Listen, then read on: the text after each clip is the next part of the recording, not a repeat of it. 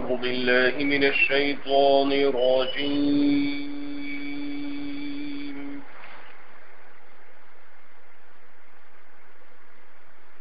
بسم الله الرحمن الرحيم.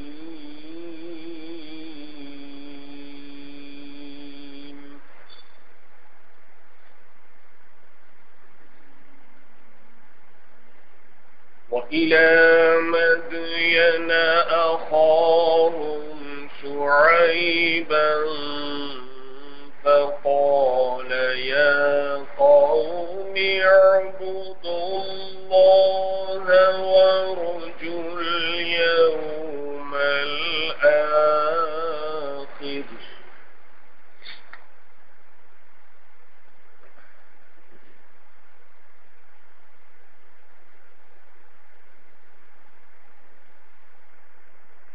وارجوا اليوم الآخر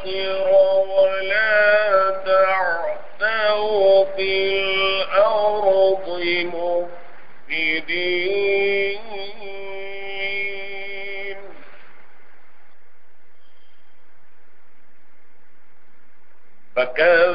فكذبوه فأخذتهم الرجفة فأصبحوا في دارهم جاثمين.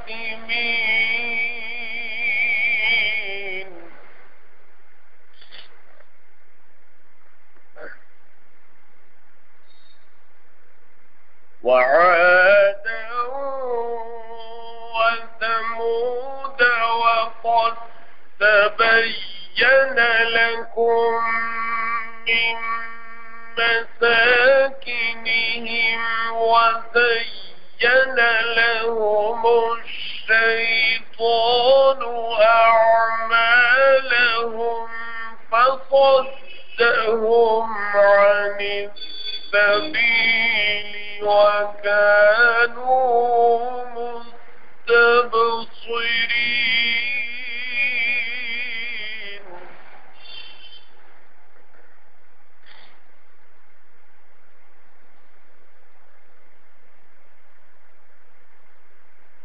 وقارون وفرعون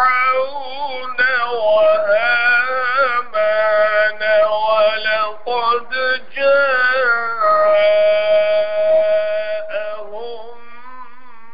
موسى بالبينات فاستكبروا في الأرض وما كانوا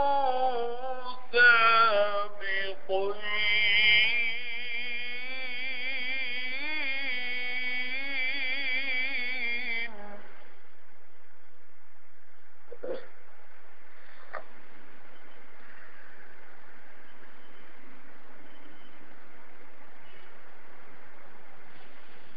فكلا أخذنا بذنبه فمنهم من أرسلنا عليه حاصبا ومنهم من أخذته الصيحة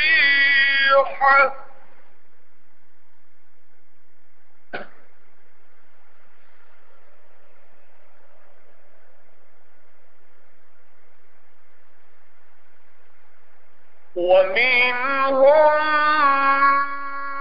من أخذته الصيحة ومنهم من خسفنا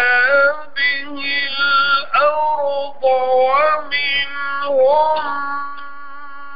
من أغرقنا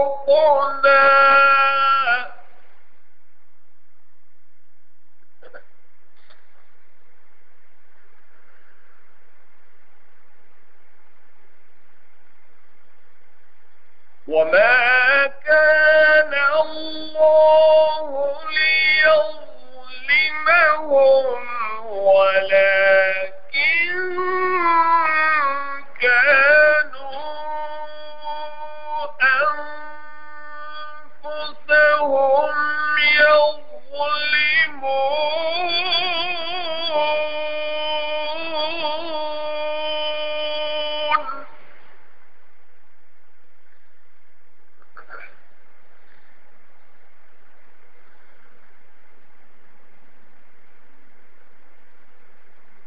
مثل الذين اتخذوا من دون الله أولياء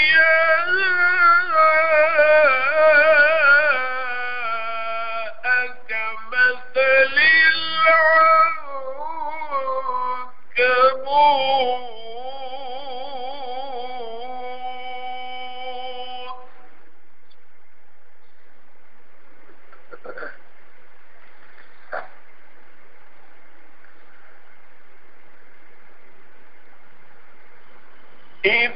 اتخذت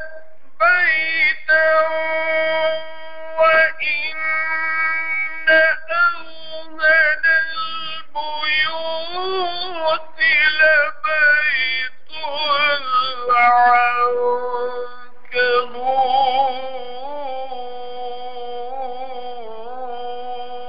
العنكبوت لو كانوا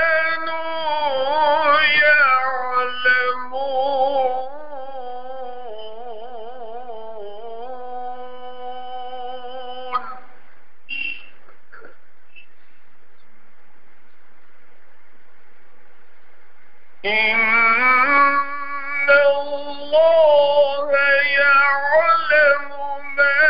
يدعون من دونه من شيء وهو العزيز الحكيم.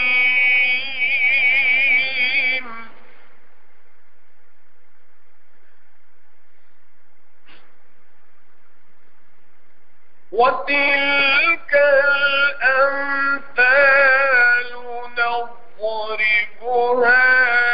للناس وما يعقلها إلا العالمون.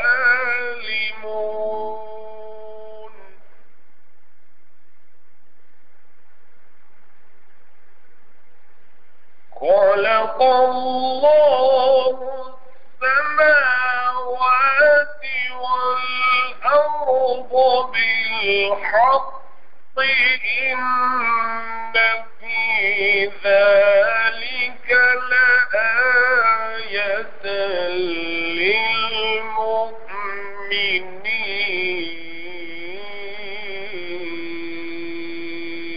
للمؤمنين. صدق الله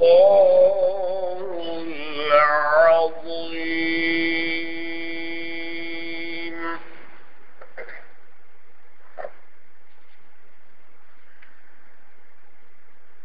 اس پارے کے آخری میں سورہ عنکبوت کی آیات 36 سے 44 تک پڑھی گئی. ترجمہ سماعت کیجیے. اور بھیجا مدین کے پاس ان کے بھائی شعیب کو، پھر بولا اے قوم بندگی کرو اللہ کی، توقع رکھو پچھلے دن کی اور مت پھرو زمین میں خرابی مچاتے. پھر اس کو جھٹلا دیا تو پکڑ لیا ان کو زلزلے نے. پھر صبح کو رہ گئے اپنے گھروں میں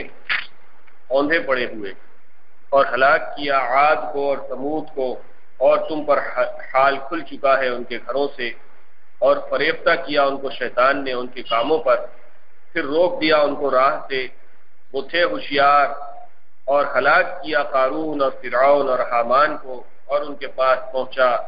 موسیٰ کھلی نشانیاں لے کر. پھر بڑائی کرنے لگے ملک میں اور نہیں تھے ہم سے جیت جانے والے.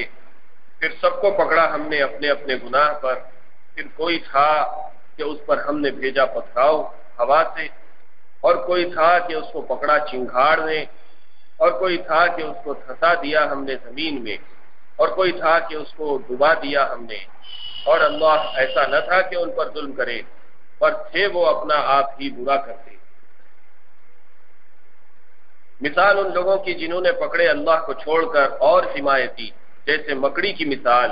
بنا لیا اس نے ایک گھر، اور سب گھروں میں بودا سو مکڑی کا گھر. اگر ان کو سمجھ ہوتی، اللہ جانتا ہے جس جس کو وہ پکارتے ہیں اس کے سوا کوئی چیز ہو اور وہ زبردست ہے حکمتوں والا.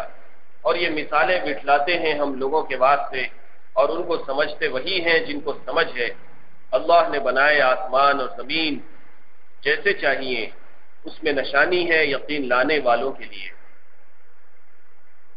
گزشتہ اتوار کو جو آیتیں پڑھی گئی اس میں لوط علیہ السلام کی قوم کا تذکرہ تھا، اور ان کے گناہوں کے بارے میں بتایا گیا تھا کہ کس قسم کے گناہوں کی وجہ سے اللہ تعالیٰ نے ان کو ہلاک کیا۔ 3 قسم کے گناہ لوط علیہ السلام کی قوم کے بتائے گئے جس کی وجہ سے اللہ تعالیٰ نے ان کو ہلاک کیا۔ پہلا گناہ تو یہ تھا کہ وہ مرد آپس میں ایک دوسرے کے ساتھ بدفعلی کیا کرتے تھے، اپنی جنسی خواہش مردوں کے ساتھ پوری کیا کرتے تھے۔ یہ سب سے پہلا اور بڑا گناہ تھا، اور اس گناہ کے بارے میں اللہ تعالیٰ نے ارشاد فرمایا کہ ایسا بڑا ظلم تھا کہ اس سے پہلے زمین پر کسی نے ایسا کام نہیں کیا، یہاں تک کہ جانوروں میں سے بھی کوئی ایسی حرکت نہیں کرتا جو لوط علیہ السلام کی قوم نے کیا تھا۔ اور دوسرا گناہ ان کا یہ تھا کہ وہ لوگوں کو راستوں میں روکتے تھے، راستوں میں روک کر ان کو ڈاکے ڈالتے تھے، ان کا مال لوٹ لیتے تھے، اور جانے آنے والوں کے لیے راستے میں رکاوٹ بنے رہتے تھے۔ یہ دوسرا گناہ ہے۔ اور تیسرا گناہ یہ تھا کہ وہ سارے بے حیائی کے کام علی الاعلان کرتے تھے، سب مل کر کرتے تھے، اس میں کسی قسم کا عیب نہیں سمجھتے تھے، کوئی شرم و حیا ان کو نہیں تھی، ہر گناہ وہ جو ہے کھلم کھلا آپس میں کیا کرتے تھے۔ تو یہ تینوں گناہ ایسے بڑے تھے کہ جس کی وجہ سے اللہ تعالیٰ نے ان کی قوم کو ہلاک کیا۔ ان کی ہلاکت کے 2 طریقے بتائے گئے۔ ایک تو یہ کہ ان کی بستی کو فرشتے نے زمین کو اوپر اٹھایا اور الٹا کر کے پٹک دیا، عالیہا سافلہا وامطرنا علیہم مطرا فساء مطر المنظرین، کہ ان کی بستی کو اٹھا کر اوپر سے نیچے پٹک دیا گیا، اس کے اوپری حصے کو نیچے کر دیا گیا جیسے کسی چیز کو پلٹ دیا جاتا ہے، اور پھر ان کے اوپر پتھروں کی بارش ہوئی، اور یہ بارش بہت بری بارش تھی جو ان کے اوپر ہوئی۔ پھر آج جو آیتیں پڑھی گئی ہیں اس میں کچھ اور قوموں کا تذکرہ ہے، جس میں ہے سب سے پہلے مدین کے لوگ جن کے پاس شعیب علیہ السلام کو اللہ تعالیٰ نے بھیجا۔ وَإِلَىٰ مَدْيَنَ أَخَاهُمْ شُعَيْبًا، مدین کے لوگوں کے پاس انہی کے بھائی شعیب کو ہم نے بھیجا۔ اور یہ اللہ تعالیٰ کا شروع ہی سے قانون اور اصول رہا ہے کہ جس قوم کے پاس بھی پیغمبر آئے وہ اسی قوم میں سے تھے، کوئی دوسرے باہر سے آنے والے لوگ نہیں تھے جو پیغمبر بن کر آئے، دوسرے ملک کے رہنے والے، دوسرے شہروں کے رہنے والے، دوسری قوم کے رہنے والے، دوسری زبانیں بولنے والے، ایسا نہیں ہوا۔ ہر قوم میں سے ہی اللہ تعالیٰ نے انہی کے ایک آدمی کو منتخب کیا، اور انہی کی برادری میں سے، انہی کے خاندانوں میں سے، انہی کی زبان بولنے والوں میں سے، انہی کے علاقوں میں رہنے والوں میں سے اللہ تعالیٰ نے پیغمبروں کو بھیجا۔ تو شعیب علیہ السلام بھی مدین ہی کے لوگوں میں سے تھے اور انہی کے بھائی بند تھے۔ اللہ تعالیٰ نے فرمایا کہ وَإِلَىٰ مَدْيَنَ أَخَاهُمْ شُعَيْبًا، ہم نے مدین کے پاس انہی کے بھائی شعیب کو بھیجا۔ فَقَالَ يَا قَوْمِ اعْبُدُوا اللَّهَ، تو سب سے پہلی دعوت، سبھی پیغمبر یہی دعوت دیتے ہیں کہ اللہ کی عبادت کرو، غیر اللہ کی عبادت کرنا چھوڑو۔ تو شعیب علیہ السلام نے بھی سب سے پہلے لوگوں کو ایک اللہ کی عبادت کی طرف دعوت دی۔ فَقَالَ يَا قَوْمِ اعْبُدُوا اللَّهَ، انہوں نے اپنی قوم سے کہا کہ میری قوم اللہ کی عبادت کرو۔ وَارْجُوا الْيَوْمَ الْآخِرَ، اور آخرت کے دن کی توقع رکھو۔ وَلَا تَعْثَوْا فِي الْأَرْضِ مُفْسِدِينَ، اور زمین میں فساد مچاتے مت پھرو۔ 3 باتیں کہیں شعیب علیہ السلام۔ پہلی بات تو اللہ کی عبادت کرو، دوسری بات آخرت کی طرف پڑھو، آخرت کی توقع رکھو، یعنی کہ قیامت کے دن پر ایمان بھی لانا اور اس دن سے توقع رکھنا،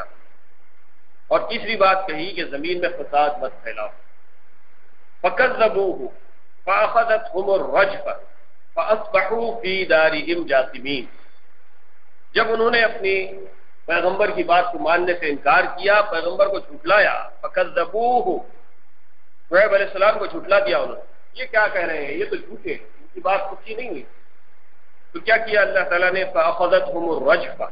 ہم نے ان کو ایک چنگھاڑ میں پکڑ لیا۔ اللہ کے عذاب کی مختلف شکلیں ہیں، اور شعیب علیہ السلام کی قوم کے اوپر جو خاص قسم کا عذاب آیا وہ ایک بھیانک قسم کی آواز تھی، جس آواز کی وجہ سے ان کے کلیجے پھٹ گئے اور وہ اپنے گھروں میں اوندھے منہ گرے پڑے رہ گئے۔ اسی کا تذکرہ ہے، فَأَخَذَتْهُمُ الرَّجْفَةُ فَأَصْبَحُوا فِي دَارِهِمْ جَاثِمِينَ، ایسا زبردست آواز ان کو آئی، اور رجفہ کا ایک ترجمہ زلزلہ بھی کیا گیا ہے، اور زلزلے میں بھی بڑی گڑگڑاہٹ ہوتی ہے، بھیانک قسم کی آواز آتی ہے۔ تو مختلف وجوہات ہو سکتی ہیں، بہرحال چاہے زلزلہ ہو چاہے قسم کی آواز ہو، یہ دونوں طریقے سے بھی اللہ تعالیٰ نے اس قوم کو ہلاک کیا، اور وہ رات کے بعد جب صبح ہوئی تو اپنے گھروں میں اوندھے منہ پڑے ہوئے ہلاک ہو کر رہ گئے۔ وعاد و ثمود، اور عاد اور ثمود کے واقعے کو بھی اللہ تعالیٰ نے یاد دلایا۔ وقد تبین لکم من مساکنہم، تو عاد اور ثمود کی حالت یہ تھی کہ ان کے بڑے بہترین مکانات، وزین لہم الشیطان اعمالہم، بہترین عالیشان عمارتیں تعمیر کرتے تھے اور اس میں وہ رہتے تھے، ان کے اعمال کو اللہ تعالیٰ نے ان کے لیے مزین کر دیا تھا۔ انسان کو اپنا کام بہت اچھا معلوم ہوتا ہے، یہ ہر انسان کی کمزوری ہے، وہ نیک کام بھی کرتا ہے تو خوش ہوتا ہے، برا کام بھی کرتا ہے تو تھوڑی دیر کے لیے اس کو لذت آتی ہے، مزہ آتا ہے، اور وہ ایسا مزہ آتا ہے گناہ کے اندر بھی کہ دل اس کو بار بار کرنے کے لیے بھولتا ہے، اور پھر وہ اپنے کارنامے لوگوں کے سامنے بھی سناتا ہے، دیکھو میں نے ایسا کیا، دیکھو میں نے ایسا کیا، یہ میرا کارنامہ ہے، اس کو ایسا ستایا تو ایسا مزہ آیا، اس کو گالی دیا تو مزہ آیا، اس کا حق مار دیا تو مزہ آیا، اس کے لیے یہ کیا میں نے تو ایسا مزہ آیا۔ تو انسان کے لیے شیطان جو ہے برے کاموں کو مزین کر کے بتاتا ہے، خوبصورت کر کے بتاتا ہے، اس کے اندر لطف اور اس کے اندر مزہ دیتا ہے۔ اور نیک آدمی بھی جب نیکی کا کام کرتا ہے تو اس میں بھی اللہ تعالیٰ نے مزہ رکھا ہے، لیکن وہ مزہ شیطان کی طرف سے نہیں آتا۔ عاد اور ثمود جو اللہ کے نافرمان قومیں تھیں، اللہ تعالیٰ نے فرمایا کہ ان کے لیے شیطان نے ان کے اعمال کو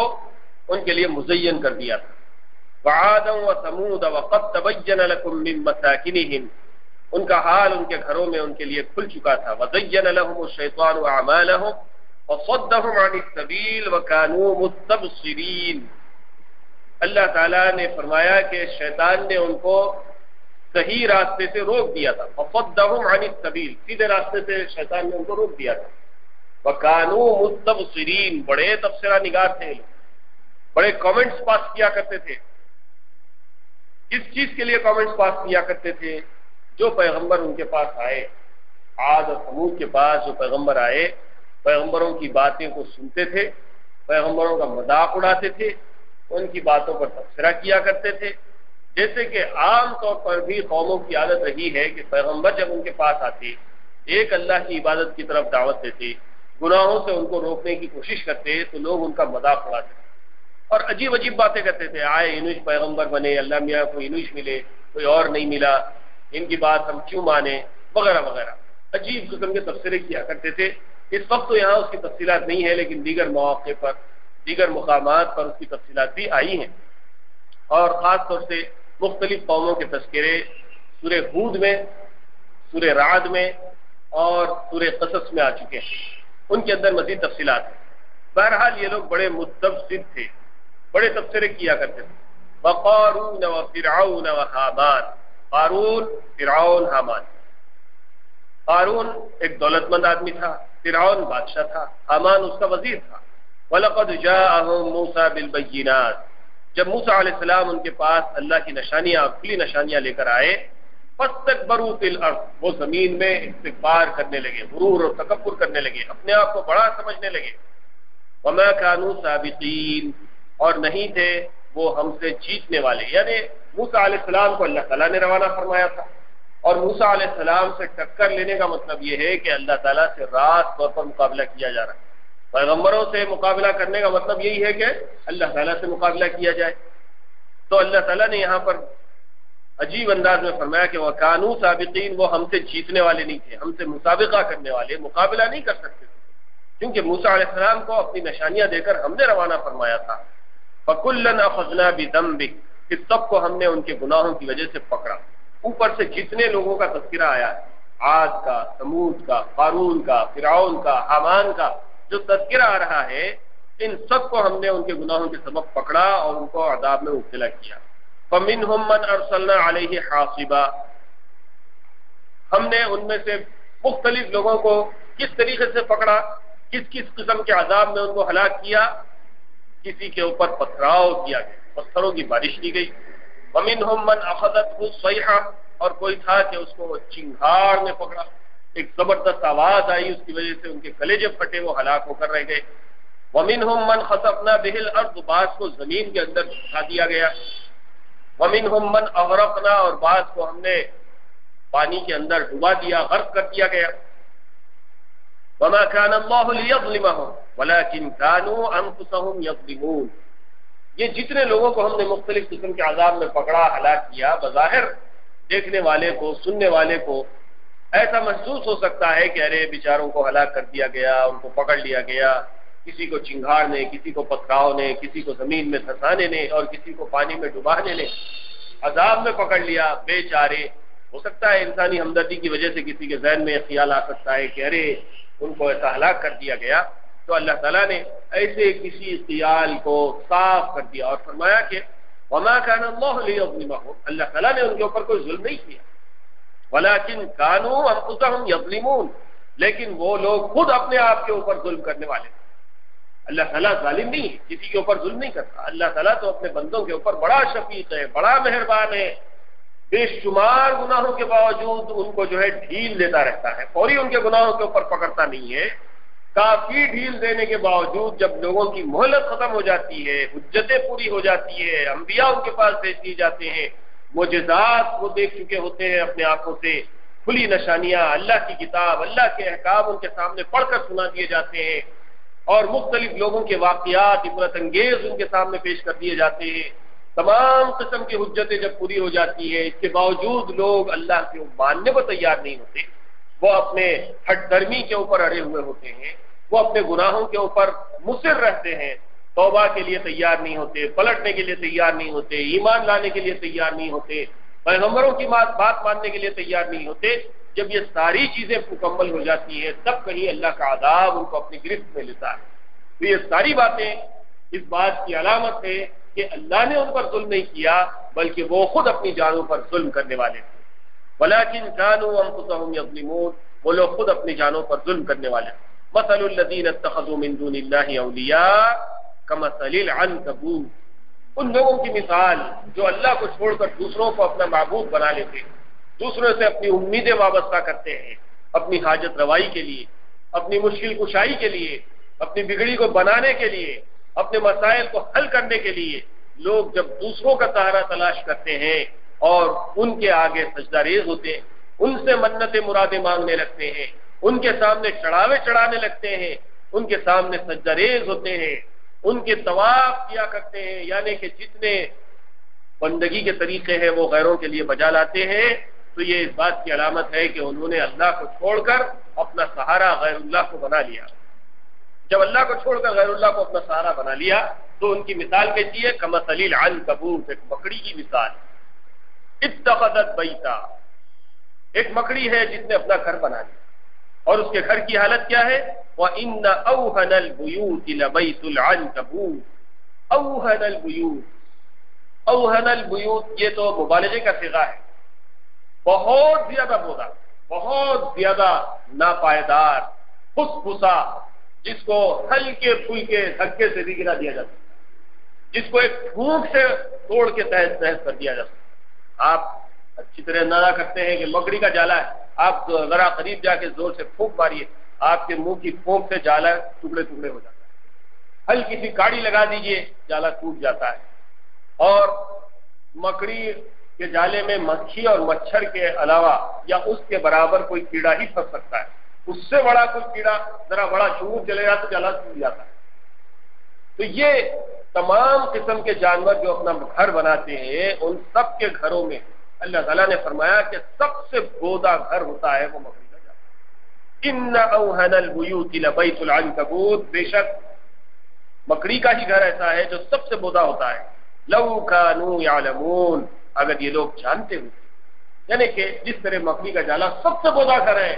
ایسے ہی غیر اللہ کا سہارا سب سے بودا سہارا ہے۔ اللہ کے علاوہ کسی اور کا سہارا جب بنا لیا جاتا ہے تو وہ سب سے بودا، سب سے ناپائیدار، سب سے گھٹیا اور سب سے پہلے ٹوٹ کر بکھر جانے والا ہوتا ہے۔ اللہ کا سہارا سب سے زیادہ مضبوط ہوتا ہے۔ اس بات کو اللہ تعالیٰ نے اجاگر کیا ہے، ان اللہ یعلم ما يدعون من دونه من شیء، اور اللہ تعالیٰ تو ان سب کو جانتے ہیں جن کو یہ لوگ اللہ کو چھوڑ کر دوسری جو چیز کو بھی یہ لوگ پکارتے ہیں. ما یدعون من دونی، اس کو چھوڑ کر جس کسی کو پکارا جاتا ہے اللہ تعالیٰ اس کو جانتے ہیں. وَهُوَ الْعَزِيزُ الْحَكِيمُ، وہ بڑا زبردست ہے، بڑی حکمت والا ہے. وَتِلْكَ الْأَمْثَالُ نَضْرِبُهَا لِلنَّاسِ، یہ سب مثالیں اللہ تعالیٰ لوگوں کے لیے بیان کرتے ہیں. وَتِلْكَ الْأَمْثَالُ نَضْرِبُهَا لِلنَّاسِ کا لفظ کئی جگہ آیا ہے، اور قرآن مجید میں اللہ تعالیٰ نے انسانوں کو سمجھانے کے لیے بہت ساری مثالیں بیان کی. اور بہترین ضرب المثل پرووربس جس کو کہتے ہیں دنیا میں، آج لوگ انگلش کے پرووربس، ہندی کے دوہے اور اردو میں بھی کہاوتیں، ضرب المثل یہ بڑی بیان کی جاتی. مختلف لوگوں کے اقوال ہوتے ہیں، بڑے بڑے عقل رکھنے والے، بڑے بڑے فلاسفر، بڑے بڑے تھنکر، سوچ سمجھ رکھنے والے، زندگی بھر کے تجربات کو اکٹھا کر کے بہت خاص قسم کا کوئی جملہ بولتے ہیں، تو اس کو پروورب بنا لیا جاتا ہے. کئی پرووربس لوگوں کو یاد دلائے جاتے ہیں، بچوں کو پڑھائے جاتے ہیں اسکول کے اندر. لیکن قرآن مجید کے جو پرووربس ہیں، جو مثالیں ہیں، جو ضرب المثل ہیں، وہ اعلیٰ ترین ہیں. اس لیے کہ دنیا کا کوئی شخص کوئی مثال بیان کرتا ہے تو وہ اپنی عقل، سوچ، فکر، اپنی زندگی کے تجربات کو جمع کر کے کرتا ہے. لیکن اللہ تعالیٰ تو خالق کائنات، ساری کائنات ان کے سامنے ہے. پوری کائنات کے وہ خالق ہیں، مالک ہیں. وہ اس کی ابتدا کو جانتے ہیں، اس کے حال کو جانتے ہیں، اس کے مستقبل کو جانتے ہیں، اور اس کے نتیجے کو جانتے ہیں. تو وہ جو مثال بیان کرتے ہیں وہ سب سے اعلیٰ ترین ہوتی ہے. وَتِلْكَ الْأَمْثَالُ نَضْرِبُهَا لِلنَّاسِ، لوگوں کے لیے بہترین مثالیں اللہ تعالیٰ بیان کرتا ہے. وَمَا يَعْقِلُهَا إِلَّا الْعَالِمُونَ، لیکن یہ مثالوں کو سمجھنے والے وہی لوگ ہوتے ہیں جو بڑے سمجھدار، بڑا علم رکھنے والے، بڑی سوچ اور فکر رکھنے والے ہوتے ہیں. وہی لوگ ہیں جو اللہ تعالیٰ کی مثالوں کو سمجھ سکتے ہیں. خلق اللہ السماوات والارض بالحق، زمین اور آسمانوں کو اللہ تعالیٰ نے حق کے ساتھ پیدا کیا ہے، اللہ ہی نے بنایا ہے. ان فی ذلک لآیۃ للمؤمنین، بے شک اس پہ اہل ایمان کے لیے بڑی نشانیاں ہیں. خلاصہ تفسیر، اور مدین والوں کے پاس ہم نے ان کی برادری کے بھائی شعیب علیہ السلام کو پیغمبر بنا کر بھیجا تو انہوں نے فرمایا کہ میری قوم اللہ کی عبادت کرو، شرک چھوڑ دو، اور روز قیامت سے ڈرو، اور اس کے انکار سے باز آؤ. سرزمین میں فساد مت پھیلاؤ، یعنی حقوق اللہ اور حقوق العباد کو ضائع مت کرو، کیونکہ یہ لوگ کفر و شرک کے ساتھ کم ناپنے، کم تولنے کے بھی خوگر تھے، جس سے فساد پھیلنا ظاہر ہے. زمین کے فساد کے پھیلنے میں شعیب علیہ السلام کا یہ وقت بیان کیا گیا کہ وہ لوگ ناپ تول میں ڈنڈی مارتے تھے. جب لیتے تھے تو پورا ناپ کر لیتے تھے، لیکن دیتے تھے تو ڈنڈی مار کے دیتے تھے. اور یہ بات آج تو اتنی عام ہے، اتنی عام ہے، اتنی عام ہے کہ شاید ہی کوئی اس سے بچا ہو، شاید ہی کوئی اس سے بچا ہو. اللہ ماشاء اللہ، بہت کم لوگ ہوں گے، اللہ کے کچھ بندے ایسے ہوتے ضرور ہیں جس کو استثناء حاصل ہوتا، لیکن عام طور پر یہ بیماری ہے، ہر کوئی ڈنڈی مارتا ہے. کام کاج میں، اوقات میں، لینے دینے میں، پیسے میں، چیزوں کے دینے لینے میں تو بہت ڈنڈی ماری جاتی ہے. تو یہ ڈنڈی مارنا زمین کے اندر فساد پیدا کرنا ہے، اور شعیب علیہ السلام کی قوم میں یہ بیماری بہت زیادہ تھی. اس لیے ان کو اسی وجہ سے اللہ تعالیٰ نے یاد کیا، اور اس کے لیے ایک لفظ تطفیف استعمال ہو، ویل للمطففین کے اندر بھی اس کا تذکرہ ہے کہ وہ لوگ، ان کے لیے بڑی خرابی ہے جو تطفیف کرتے ہیں، یعنی ڈنڈی مارتے ہیں ناپ تول کے اندر. تو یہاں پر شعیب علیہ السلام کی قوم کا یہ وقت بیان کیا گیا کہ ناپ تول میں کمی کرتے تھے، جس کی وجہ سے زمین میں فساد پھیلتا تھا. تو ان لوگوں نے شعیب علیہ السلام کو جھٹلایا، پس زلزلے نے ان کو آ پکڑا، پھر وہ اپنے گھروں میں گھر کر رہ گئے، اور ہم نے عاد و ثمود کو بھی ان کے عناد اور خلاف کی وجہ سے ہلاک کیا. اور یہ ہلاک ہونا تم کو ان کے رہنے کے مقامات سے نظر آ رہا ہے کہ ان کے ویران بستیوں کے کھنڈرات ملک شام کو جاتے ہوئے تمہارے راستے پر ملتے ہیں. ملک شام کو جاتے وقت جو راستہ تھا، مکے سے اہل مکہ تجارت کے لیے ایک موسم میں ملک شام کی طرف جاتے تھے، دوسرے موسم میں ملک یمن کی طرف جاتے تھے. اور یہ دونوں راستوں میں مختلف تباہ شدہ قوموں کے کھنڈرات، ان کے جو باقیات تھے وہ نظر آتے تھے. اور مکے میں قرآن مجید نازل ہو رہا تھا ابتدا میں، اس لیے اللہ تعالیٰ نے اہل مکہ کی توجہ اس طرف مبذول کروائی، پرانی قوموں کے واقعات ان کو یاد دلائے کہ دیکھو جو تمہارے راستے میں لوگوں کے مکانات ہیں، کھنڈرات ہیں، تباہ شدہ بستیاں ہیں، ان سے عبرت حاصل کرو کہ ان کے پاس جو پیغمبر بھیجے گئے ان کی قوموں نے پیغمبروں کی بات کو ماننے سے انکار کیا، مختلف گناہوں کے اندر مبتلا رہے. اور سب سے بڑا گناہ کامن جو تھا، ہر ایک کے اندر مشترک جو تھا، وہ شرک کا گناہ. اس کے علاوہ کسی میں بدفعلی کا گناہ تھا، کسی میں ناپتول میں کمی کا گناہ تھا، کسی میں عام بے حیائی کرنے کا گناہ تھا، کسی میں کچھ اور گناہ بھی شامل تھے۔ ان سب کی وجہ سے اس قوم کو ہلاک کر دیا۔ اے اہل مکہ، تم بھی اللہ کے ساتھ شرک بھی کرتے ہو اور پھر اخلاقی اور سماجی برائیوں کی بھی تمہارے اندر کوئی حد نہیں ہے، اس لیے ان سب واقعات کو تم کو یاد دلایا جا رہا ہے تاکہ تم بھی عبرت حاصل کرو۔ اور اب تمہارے پاس تو پیغمبر آخر الزماں آ چکے ہیں، اب ان کے بعد کوئی پیغمبر آنے والے ہیں۔ پچھلے پیغمبروں کی نافرمانی کے نتیجے میں ان قوموں کو ہلاک کیا گیا۔ یہ پیغمبر تو سب سے اعلیٰ درجے کے ہیں، سب سے عرفہ درجے کے ہیں، آخری پیغمبر ہے، رحمت للعالمین ہے، اللہ کے حبیب ہیں۔ اگر ان کے ساتھ کوئی بدتمیزی تم کرو گے، ان کی بات نہیں مانو گے، تو ان تمام عذابوں کے علاوہ سب سے بڑا عذاب تمہارے اوپر آ سکتا ہے۔ یہ وجہ تھی جو قرآن مجید نے ان کو مختلف قوموں کے احوال یاد دلائے، اور یہ ہلاک ہونا تم کو ان کے رہنے کے مقامات سے نظر آ رہا ہے کہ ان کی ویران بستیوں کے کھنڈرات ملک شام کو جاتے ہوئے تمہارے راستے پر ملتے،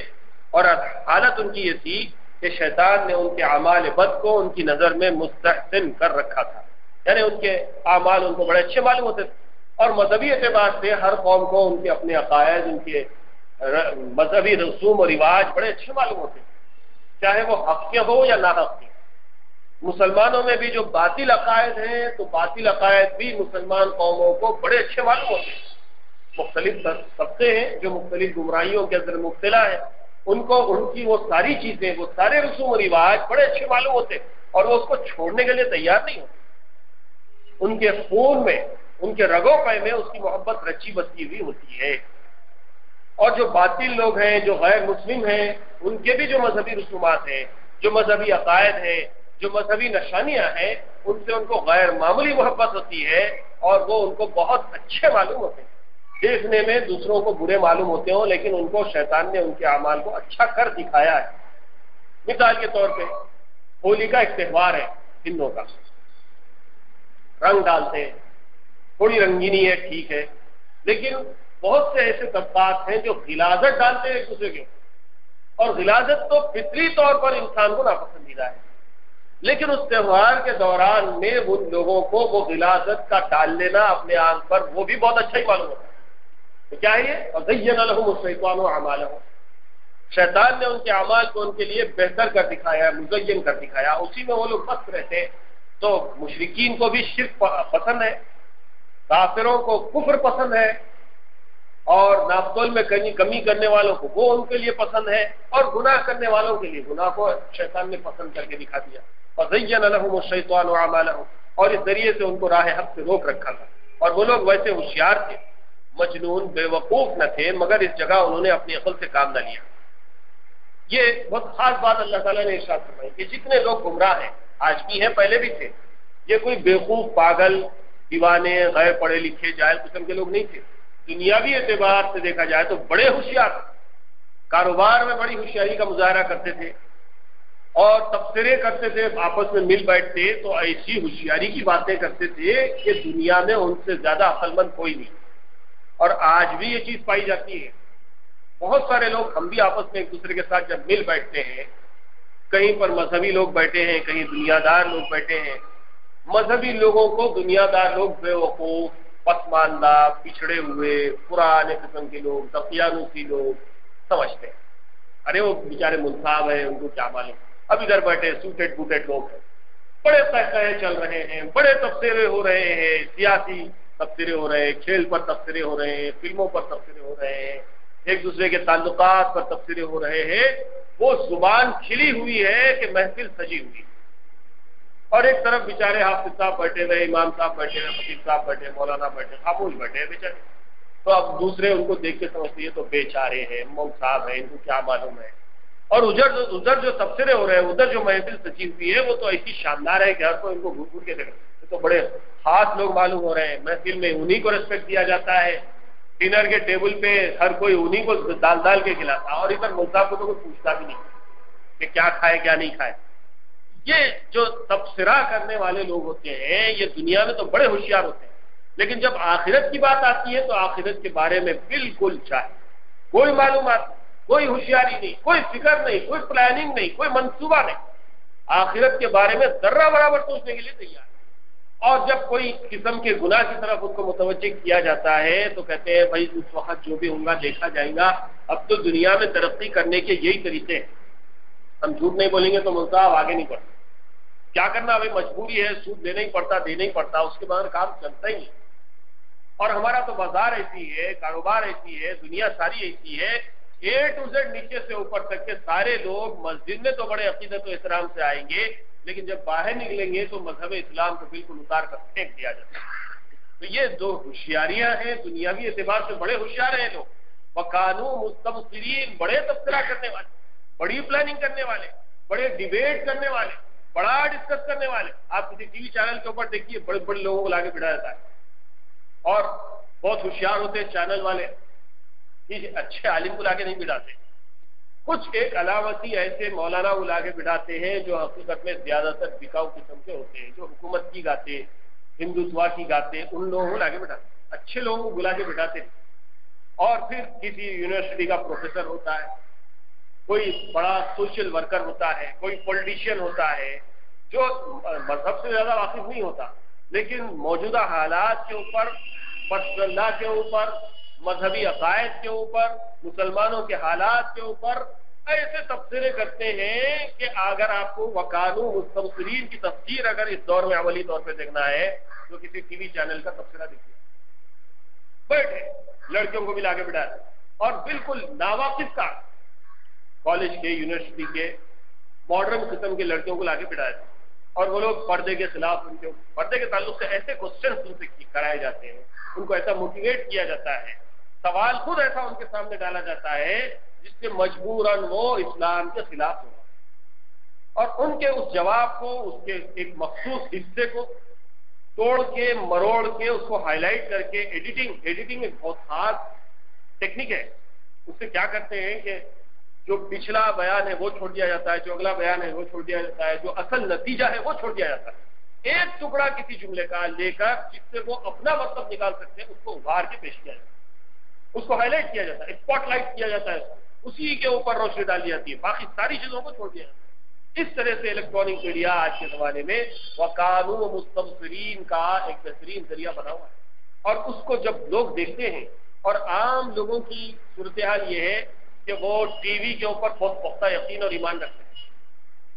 ہزاروں باتیں ایک طرف، جو چیز ٹی وی پہ آ گئی، جو ریڈیو پہ آ گئی، جو اشتہار میں آ گئی، اس کے اوپر ایسا ایمان ہوتا ہے کہ کئی بار ایسا دیکھنے اور جانچنے کا اتفاق ہوا کہ کسی دکان پہ کوئی شخص آیا اور آ کے کسی چیز کو مانگنے لگا،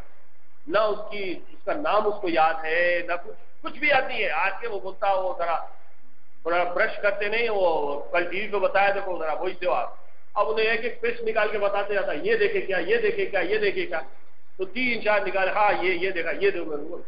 اتنا ہی لوگوں ایسا یقین کرتے ہیں ٹی وی کے اشتہار کے اوپر، جس کے یہ سب تبصرے، اشتہارات آج کے زمانے میں تو عروج پر، اور اس زمانے میں بھی تھا، عاد اور ثمود اور پیسے والے لوگ ہر زمانے میں اپنے کلچر کو، اپنے سویلائزیشن کو، اپنے سماج کو، اپنی حرکتوں کو، چاہے وہ اچھی ہو یا بری ہو، لوگوں کے سامنے ابھار کے پیش کیا کرتے تھے۔ تو یہ ساری چیزیں کیا تھیں، ان کی ہلاکت کا سبب بنی ہوئی تھی، اور شیطان نے ان کو ان کے سامنے مزین کر کے دکھلایا۔ ایسا نہیں ہے کہ انہوں نے اپنے عقل سے کہا، وہ بیوقوف تھے، بلکہ انہوں نے اپنی عقل سے کام نہیں لیا، اور ہم نے قارون اور فرعون اور حامان کو بھی ان کے کفر کے سبب ہلاک کیا، اور ان تینوں کے پاس موسیٰ علیہ السلام کھلی دلیل حق کی لے کر آئے، پھر ان لوگوں نے زمین میں سرکشی کی اور ہمارے عذاب سے بھاگ نہ سکے، تو ہم نے ان 5 میں سے ہر ایک کو اس کے گناہ کی سزا میں پکڑ لیا، تو ان میں بعض پر ہم نے سخت ہوائیں بھیجی، مراد اس سے قوم عاد ہے، اور ان میں بعضوں کو ہولناک عذاب سے ہلاک کیا، آواز نے ان کو دبایا، مراد اس سے قوم ثمود ہے، اور ان میں سے بعض کو ہم نے زمین میں دھنسا دیا، مراد اس سے قارون ہے۔ قارون کے بارے میں بھی اس سے پہلے تفصیل آئی، اور ساری ہی قوموں کے بارے میں سورہ ہود وغیرہ کے اندر یہ ساری قوموں کے اوپر کس قسم کے عذاب آئے اس کی ساری تفصیلات آ چکی ہیں۔ یہاں پر اجمالاً تذکرہ ہے، یعنی بالکل سمرائز کر کے مختصر سا تذکرہ کیا گیا ہے، اور بعض کو ہم نے پانی میں ڈبا دیا، مراد اس سے فرعون و حامان ہے۔ اور ان لوگوں پر جو عذاب نازل ہوئے تو اللہ تعالیٰ ایسا نہ تھا کہ ان پر ظلم کرتا، یعنی بلا وجہ سزا دیتا، جو ظاہراً مشابہ ظلم کے ہیں، وہ واقع میں بوجہ اپنے ملک میں تصرف کرنے کی یہ بھی ظلم نہ تھا، لیکن یہی لوگ شرارتیں کر کے اپنے اوپر ظلم کیا کرتے تھے کہ اپنے کو مستحق عذاب بنایا اور غارت ہوئے تو اپنا ضرر خود کیا۔ جن لوگوں نے خدا کے سوا اور کارساز تجویز کر رکھے ہیں ان لوگوں کی مکڑی کی سی مثال ہے جس نے اپنا گھر بنایا، اور کچھ شک نہیں کہ سب گھروں میں زیادہ گودا مکڑی کا گھر ہوتا ہے۔ بس جیسا اس مکڑی نے اپنے دام میں اپنی جائے پناہ بنائی ہے مگر واقع میں وہ پناہ انتہائی کمزور ہونے کے سبب کالعدم ہے، اسی طرح یہ مشرک لوگ معبودان باطلہ کو اپنے زام میں اپنی پناہ سمجھتے ہیں مگر واقع میں وہ پناہ کچھ نہیں ہے۔ اگر وہ حقیقت حال کو جانتے تو ایسا نہ کرتے، یعنی شرک نہ کرتے، لیکن وہ نہ جانے تو کیا ہوا، اللہ تعالیٰ تو ان سب چیزوں کی حقیقت اور ذوق کو جانتا ہے۔ جس کو وہ لوگ خدا کے سوا پوج رہے ہیں بس وہ چیزیں تو نہایت ہی ضعیف ہیں، اور وہ خود یعنی اللہ تعالیٰ زبردست اور حکمت والا ہے جس کا حاصل قوت علمیہ اور قوت عملیہ میں کامل ہونا ہے۔ اور چونکہ ہم ان چیزوں کی حقیقت کو جانتے ہیں اس لیے ہم اس پرانی مثالوں کو، جن میں سے ایک مثال اس مقام پر مذکور ہے، لوگوں کے سمجھانے کے لیے بیان کرتے ہیں۔ اور ان مثالوں سے چاہیے تھا کہ ان لوگوں کا جہل علم سے بدل جاتا، مگر ان مثالوں کو بس علم والے ہی سمجھتے ہیں، خواہ بالفعل عالم ہو یا انجام کے اعتبار سے، یعنی علم اور حق کے طالب ہو، اور یہ لوگ عالم بھی نہیں طالب بھی نہیں، اس لیے جہل میں مبتلا رہتے ہیں، لیکن ان کے جہل سے حق رہے گا جس کو خدا جانتا ہے اور اپنے بیان سے ظاہر فرماتا ہے۔ بس غیر اللہ کا مستحق عبادت نہ ہونا تو ثابت ہوا۔ آگے اللہ تعالیٰ کے مستحق عبادت ہونے کی دلیل ہے کہ اللہ تعالیٰ نے آسمانوں اور زمین کو مناسب طور پر بنایا ہے، چنانچہ وہ بھی تسلیم کرتے ہیں، اور ایمان والوں کے لیے اس میں اس کے استحقاق عبادت کی بڑی دلیل ہے۔ ان آیات میں جن انبیاء علیہ السلام اور ان کی قوموں کے واقعات اجمالاً بیان کیے گئے ہیں وہ پچھلی صورتوں میں مفصل آ چکے ہیں، مثلا شعیب علیہ السلام کا قصہ سورہ اعراف اور سورہ ہود میں، اسی طرح عاد و ثمود کا قصہ بھی اعراف اور ہود میں گزر چکا ہے، قارون فرعون حامان کا قصہ سورہ قصص میں ابھی اس سے پہلے گزر چکا ہے۔ وَكَانُوا مُسْتَبْصِرِينَ استبصار سے مشتق ہے جو بصیرت کے معنی میں ہے، اور مستبصر بمعنی مبصر، مراد یہ ہے کہ یہ لوگ جو کفر و شرک پر اصرار کر کے عذاب میں اور ہلاکت میں مبتلا ہوئے کچھ بیوقوف یا دیوانے نہ تھے، دنیا کے کاموں میں بڑے مبصر اور بڑے ہوشیار تھے، مگر ان کی عقل اور ہوشیاری اسی مادی دنیا میں مقید ہو کر رہ گئی۔ یہ نہ پہچانا کہ نیک و بد کی جزا و سزا کا کوئی دن آنا چاہیے جس میں مکمل انصاف ہو، کیونکہ دنیا میں تو اکثر مجرم ظالم دن دناتے پھرتے ہیں اور مظلوم اور مصیبت زدہ مجبور ہو کر رہ جاتا ہے۔ اسی انصاف کے دن کا نام قیامت اور آخرت ہے، اس کے معاملے میں ان کی عقل ماری گئی۔ یہی مضمون سورہ روم میں بھی آگے آنے والا ہے، یعلمون ظاہرا من الحیات الدنیا وهم عن الآخرۃ هم غافلون، یعنی لوگ دنیاوی زندگی کے کاموں کو تو خوب جانتے ہیں مگر آخرت سے غافل ہیں۔ یہ حال تو سب کا آج بھی ہے، جس کے اوپر اس سے پہلے بھی تبصرہ ہوا ہے کہ دنیا کے کاموں میں تو لوگ بڑی عقل سے کام لیتے ہیں اور آخرت کے بارے میں بڑے بیوقوف بن جاتے ہیں، اور یہ بات دراصل اس لیے ہے کہ دنیا کی زندگی کے اوپر یہ لوگ ریچھ جاتے ہیں، جو حاضر ہیں بس یہی کر لیں گے، اب آخرت کی خبر خدا جانے کے مصداق ہو جاتے ہیں۔ لیکن اللہ تعالیٰ کی نگاہ میں عقل مند لوگ وہ ہیں جو آخرت کی تیاری کرتے ہیں اور دنیا کے اوپر زیادہ توجہ نہیں دیتے، وہی لوگ اللہ کی نگاہ میں عقل رکھنے والے ہیں۔ بعض میں تفسیر نے وکانوا مستبصرین کے معنی یہ بتلائے ہیں کہ یہ لوگ ایمان اور آخرت پر بھی دل میں تو یقین رکھتے تھے اور اس کا حق ہونا خوب سمجھتے تھے، مگر دنیاوی اغراض نے ان کو انکار پر مجبور کر رکھا تھا۔ دنیاوی اغراض، مقاصد حاصلہ آج بھی ہر ایک کے لیے رکاوٹ بنتے ہیں راہ میں۔ حق جانتے ہیں کہ یہ حق پر ہے، فلاں کی بات حق پر ہے، دین حق ہے، ہمارا ایمان بھی حق ہے، یہ گناہ ہے، مانتے ہیں، جانتے بھی ہیں، لیکن پھر بھی کر گزرتے ہیں، اس لیے کہ اب وہی کرے تو دنیا کا فائدہ نظر آتا ہے، اور اسی وجہ سے وہ کر گزرتے ہیں اور آخرت اپنی تباہ کر بیٹھتے ہیں۔ وَإِنَّ أَوْهَنَ الْبُيُوتِ لَبَيْتُ الْعَنْكَبُوتِ، عنکبوت مکڑی کو کہا جاتا ہے، اس کی مختلف قسمیں ہیں، بعض ان میں سے زمین میں گھر بناتی ہیں، بعض اس میں وہ ہیں جو جالا تانتی ہیں اور اس میں معلق رہتی ہیں، اس جالے کے ذریعے مکھی کو شکار کرتی ہیں۔ یہ ظاہر ہے کہ جانوروں کی جتنی قسم کے گھونسلے اور گھر معروف ہیں، یہ جالے کے تار ان سب سے زیادہ کمزور ہیں کہ معمولی ہوا سے بھی ٹوٹ جاتے ہیں۔ اس آیت میں غیر اللہ کی پرستش کرنے والوں اور ان پر اعتماد کرنے والوں کی مثال مکڑی کے اس جالے سے دی ہے جو کہ نہایت کمزور ہے۔ اسی طرح جو لوگ اللہ کے سوا بتوں پر یا کسی انسان وغیرہ پر بھروسہ کرتے ہیں ان کا بھروسہ ایسا ہی ہے جیسا یہ مکڑی اپنے جالے کے تاروں پر بھروسہ کرتی ہے۔ مسئلہ مکڑی کو مارنے اور اس کے جالے صاف کر دینے کے متعلق علماء کے اقوال مختلف ہیں۔ بعض حضرات اس کو پسند نہیں کرتے کیونکہ یہ جانور بوقت ہجرت غار ثور کے دہانے پر جالا تان دینے کی وجہ سے قابل احترام ہو گیا۔ حضور صلی اللہ علیہ وسلم نے جب ہجرت فرمائی تو غار ثور میں جا کر چھپے۔ اس دوران میں ہوا یہ کہ اللہ تعالیٰ کے حکم سے اور اس کی مشیت سے جب حضرت ابوبکر اور حضور صلی اللہ علیہ وسلم غار ثور کے اندر چلے گئے تو تھوڑی ہی دیر میں ایک مکڑی آئی اور پورے اس غار کے منہ پر جالا تان دیا۔ جب دشمن آئے اور انہوں نے دیکھا کہ یہاں تو جالا بنا ہوا ہے، کوئی اگر اندر جاتا تو جالا کیسے ہوتا مکڑی کا، ابھی ابھی گیا ہوگا، آج کل میں بھی کوئی گیا تو جالا نہیں رہتا، اس لیے انہوں نے سمجھا کہ اس میں کوئی نہیں، واپس چلے گئے۔ یہ اللہ تعالیٰ کی شان ہے۔ اللہ تعالیٰ نے جیسے فرمایا کہ وہ عزیز و حکیم ہے، زبردست ہے، حکمت والا ہے۔ ایک طرف تو اللہ تعالیٰ نے مادی اعتبار سے یہ فرمایا ہے کہ مکڑی کا جالا سب سے بودا گھر ہے، اس سے بودا کوئی گھر نہیں ہے، اور جو لوگ غیر اللہ کا سہارا تلاش کرتے ہیں ان کی مثال مکڑی کے جالے کی طرح ہے کہ جس طرح سے مکڑی نے اپنا گھر بنایا لیکن اس کا گھر سب سے بودا ہے، اسی طرح جس نے غیر اللہ کو اپنا سہارا بنایا اس کا سہارا مکڑی کے جالے کی طرح بودا۔ یہ تو اپنی جگہ ہے، لیکن دوسری طرف اللہ تعالیٰ کو اس بات کی قدرت حاصل ہے کہ اگر وہ کسی کی حفاظت بڑے بڑے طاقتور دستوں سے بھی نہیں کرنا چاہتا، اور وہ ہستی کائنات میں سب سے اونچی ہستی اللہ کے بعد، لیکن اس کی حفاظت اللہ تعالیٰ چاہتے ہیں تو اوہن البیوت سے اس کی حفاظت ہی کر لیتے ہیں۔ کمزور ترین مکڑی کے جالے سے اللہ تعالیٰ نے اپنے حبیب حضور صلی اللہ علیہ وسلم کی حفاظت فرمائی۔ یہ اللہ کی شان ہے، اس کا تصرف ہے، اس کی بڑائی ہے، اس کی کبریائی ہے، اس کا قادر مطلق ہونے کی دلیل ہے کہ وہ ہر چیز پر قدرت رکھتا ہے کہ جب کام لینا چاہتا ہے تو بہت ہی بودی چیز سے بہت مضبوط کام لے لیتا ہے، اور جب کسی کو تباہ کرنا چاہتا ہے تو مضبوط ترین مکانات میں ان کو ہلاکت میں ڈال دیتا ہے۔ جیسے عاد و ثمود کا تذکرہ کیا، بہترین مکانات بنایا کرتے تھے، پہاڑوں کے اندر غار کھود کھود کے مکان بنایا کرتے تھے، اور بڑی قوی الجثہ قومیں تھی، وہ بڑے اونچے تھے، بڑی ہائٹ تھی، بڑے موٹے تازے تھے، ان کو اپنی قوت پر اپنی جسامت پر بڑا ناز۔ اللہ تعالیٰ نے ہوائیں ایسی بھیجی کہ کئی دن رات تک کی ہوائیں ان کو آسمانوں میں اڑاتی پھری، اور اس کے بعد اچانک ہوا تھمی تو وہ آسمان سے اوپر نیچے گر گئے، اور ایسے مرے رہ گئے کہ بڑے بڑے جھاڑوں کے تنے ہیں جو گویا کہ اکھاڑ کر پھینک دیے گئے۔ یہ اللہ کی قدرت ہے۔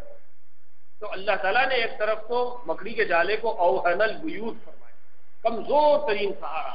لیکن جب اسی کمزور ترین سہارے سے اللہ تعالیٰ کام لینے پر آتے ہیں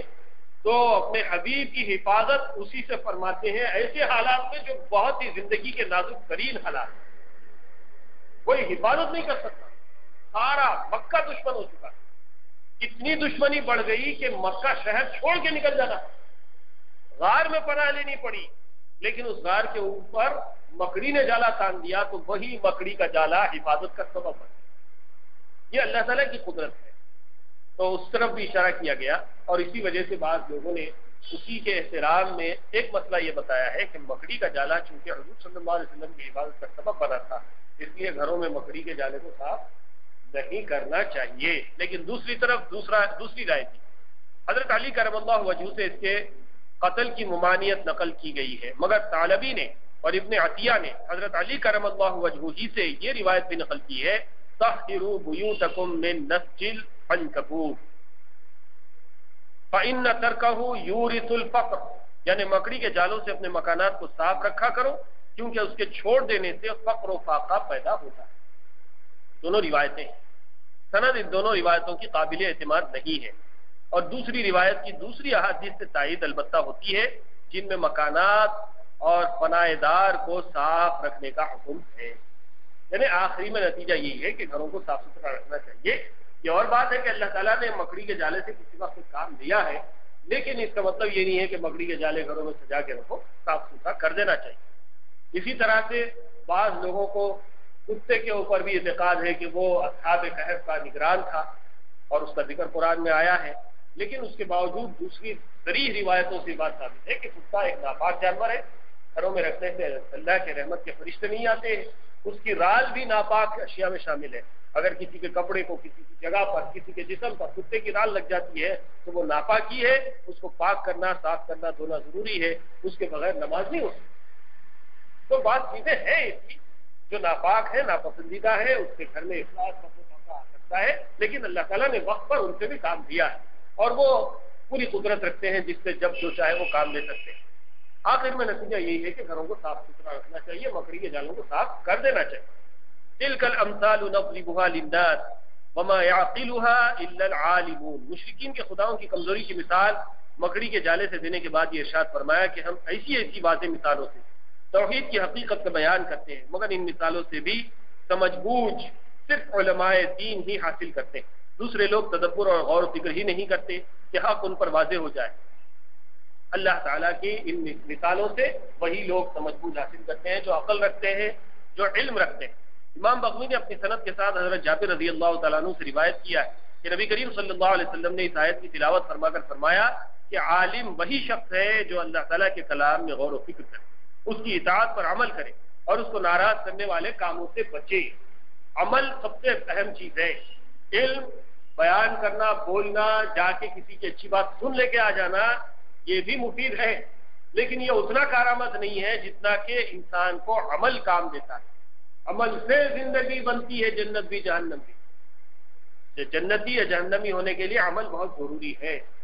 عمل کو چھوڑ کر لوگ خالی جو ہے ہنگامے کرتے پھرے، نعرے مارتے پھرے اور عقیدت کا، محبت کا، عشق کا دعویٰ کرتے پھرے تو یہ ان کے لیے کافی نہیں ہے۔ اس سے معلوم ہوا کہ قرآن و حدیث کے محض الفاظ سمجھ لینے سے اللہ کے نزدیک کوئی شخص عالم نہیں ہوتا، جب تک کہ قرآن میں تدبر اور غور و فکر کی عادت نہ ڈالے اور جب تک کہ اپنے عمل کو قرآن کے مطابق نہ بنائے۔ قرآن میں غور و فکر کرنا، تدبر کرنا اور قرآن کو ہدایت حاصل کرنے کے لیے پڑھنا، نام کمانے کے لیے یا پھر کوئی دوسرے مقاصد کے لیے قرآن نہیں پڑھا جا سکتا۔ ثواب کے لیے پڑھتے ہیں بہت سارے لوگ خالی، اور بعض لوگوں کے کچھ بہت ہی دوسرے کئی قسم کے مقاصد ہوتے ہیں، قرآن کے لیے بھی، جلسوں کے لیے بھی، جلوسوں کے لیے بھی کئی مقاصد ہیں لوگوں کے۔ اس کی تفصیل میں اس وقت ہم کو جانا نہیں ہے، لیکن حقیقت تو یہ ہے کہ جس انسان کا مقصد اللہ کی رضا اور اپنے عمل کو سدھارنا، جب تک کہ مقصد نہیں ہوگا کوئی عمل انسان کو کام نہیں دے سکتا۔ مسند احمد میں حضرت عمر ابن عاص رضی اللہ تعالیٰ عنہ سے روایت ہے کہ میں نے رسول اللہ صلی اللہ علیہ وسلم سے 1000 مثالیں سیکھی، 1000 امثال سیکھی ہیں۔ ابن کثیر نے اس کو نقل کر کے لکھا ہے کہ یہ حضرت عمر ابن عاص کی بہت بڑی فضیلت ہے، کیونکہ اللہ تعالیٰ نے اس آیت مذکورہ میں عالم انہی کو فرمایا ہے جو اللہ اور رسول کی بیان کرتا امثال کو سمجھے۔ عمر ابن عاص رضی اللہ تعالیٰ عنہ ایک صحابی تھے، انہوں نے فرمایا کہ میں نے حضور صلی اللہ علیہ وسلم سے، جیسا اس میں مکڑی کے جالے کی مثال آئی ہے، ایسی 1000 مثالیں سیکھی ہیں۔ تو اس کی وجہ سے ابن کثیر نے عمر ابن عاص رضی اللہ تعالیٰ عنہ کے بارے میں لکھا ہے کہ یہ ان کی بڑی فضیلت ہے، کیونکہ اللہ تعالیٰ نے عالم اسی کو کہا ہے جو اللہ تعالیٰ کی اور رسول اللہ کی منشے کو سمجھے، مثالوں کو سمجھے۔ حضرت عمر ابن مرہ سے فرمایا کہ جب یہ قرآن کی کسی آیت پر پہنچتا ہوں، جب میں کسی قرآن کی آیت پر پہنچتا ہوں جو میری سمجھ میں نہ آئے تو مجھے بڑا غم ہوتا ہے، کیونکہ اللہ تعالیٰ نے فرمایا ہے تلک الامثال نضربها للناس وما يعقلها الا العالمون۔ یہ اللہ کے نیک بندوں کا وصف ہے کہ وہ قرآن کو پڑھتے تو سمجھتے تھے، عمل کرتے تھے، غور و فکر کرتے تھے اس کے بارے میں، اور کسی ایک آیت کے بارے میں بھی ان کو کچھ بات سمجھ میں نہیں آتی تھی تو بڑا افسوس کرتے تھے، اپنے آپ کو جاہل سمجھتے تھے اور یہ سمجھتے تھے کہ مجھے یہ بات سمجھ میں نہیں آئی، اس کا ان کو غم ہوتا تھا، افسوس ہوتا تھا۔ آج صورتحال بالکل الگ ہے۔ کئی ہم میں سے ایسے لوگ ہیں جو کئی آیتیں، سورتیں پڑھتے ہیں، یاد کرتے ہیں، نماز میں بھی پڑھتے ہیں، بعض وقت تو بعض لوگ پورے قرآن کے حافظ ہو جاتے ہیں، لیکن ایک آیت کا مفہوم سمجھ میں نہیں ہے، ایک آیت بھی ان کو سمجھ میں نہیں ہے۔ یہاں حضرت عمر ابن مرہ رضی اللہ تعالیٰ عنہ یا کوئی بزرگ ہیں، وہ فرماتے ہیں کہ میں کسی آیت پر پہنچتا جو میری سمجھ میں نہ آتی تو مجھے بڑا غم ہوتا، ایک آیت بھی سمجھ میں نہیں آتی تو غم ہوتا۔ آج بھی بہت ساری چیزیں ایسی ہیں جو ایک بھی نہیں سمجھ میں آئی تو ہم کو افسوس ہوتا۔ اب جیسا ہے فون ہی ہے، فون میں کا ایک فنکشن بھی اگر کسی کو سمجھ میں نہیں آیا تو لوگ ایک دوسرے سے پوچھتے پھرتے ہیں اس کا یہ کام کیا ہے، بھائی یہ نہیں سمجھ میں آ رہا، بتاؤ بتاؤ بتاؤ۔ کوئی نہیں بتایا تو میکینک کے پاس چلے جاتے ہیں، کمپنی والے کو فون کرتے ہیں اور جس سے خریدے اس کے پاس جا کے بڑھ جاتے ہیں کہ یہ چیز نہیں آ رہی، یہ بتاؤ۔ سمجھنے کی کوشش کرتے ہیں، دنیا کی ہر چیز سمجھنے کی کوشش کی جاتی ہے، لیکن کوئی چیز سمجھنے کی کوشش نہیں کر رہا ہے آج انسان تو وہ سو رہا ہے۔ دوسرے انسان تو سمجھنے کی کوشش نہیں کریں گے، لیکن مسلمان بھی کوشش نہیں کرتے۔ افسوس تو یہ، اور بہت بڑا افسوس تو یہ ہے کہ بعض وقت لوگ پڑھتے بھی ہیں تو صرف زبانی ایسے ہی پڑھ لیتے ہیں، اس کو سمجھنے کی کوشش نہیں کرتے۔ قرآن کا تو سب سے پہلا حق یہ ہے کہ اس کو سمجھا جائے، اس پر عمل کیا جائے، اور بہت ساری باتیں یہاں پر درمیان میں آئی ہیں۔ اللہ تعالیٰ سے آخر میں ہم دعا کریں کہ اللہ تعالیٰ ہم کو، آپ کو، سب کو قرآن مجید کے سمجھنے، پڑھنے، عمل کرنے کی